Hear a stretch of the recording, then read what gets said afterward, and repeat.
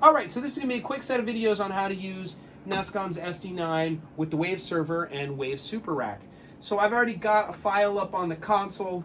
Here's a kick drum, got sound through the speakers, and we need to get Super Rack working. Super Rack is a shell that runs on, in this case, a Macintosh that lets you load Waves plugins, kind of like Pro Tools, that sort of stuff, but it actually does its processing with a Wave server that's down here, and there's lots of Wave servers out there. This one is really noisy and probably will break soon because it sounds like it's about to die and needs a new fan.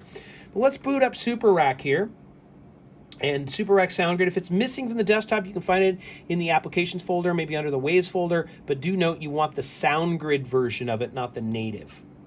So I'm double clicking. There's an issue with the screen flashing. I'm gonna have to figure that out, probably a funky cable or something. So we're gonna open up Super Rack and we're gonna configure it. It looks kind of like Pro Tools, doesn't it? First thing to do is go into the setup up here, setup tab, and make sure your port is set correctly. Here in the Live Lab, we want it set to this particular one. These are different ports on the Mac, and this is the one that talks to the Waves network. So, and it's there, and it's gonna. And next thing is, you can manually configure your various devices in the network, which include the SD9 and the Wave server, but it's pretty smart, and auto-config has worked for me every time.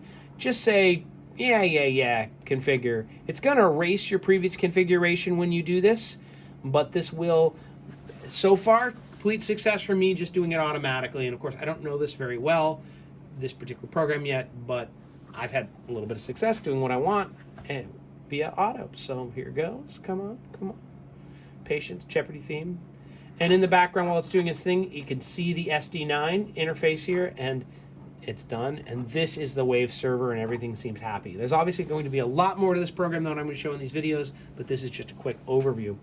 The next thing is we're going to go to the rack, and go to overview, and these are different slots. You can obviously put multiple plugins in a row, and basically these can be different sends and returns from the SD9, and I'm going to show that in a moment on another video.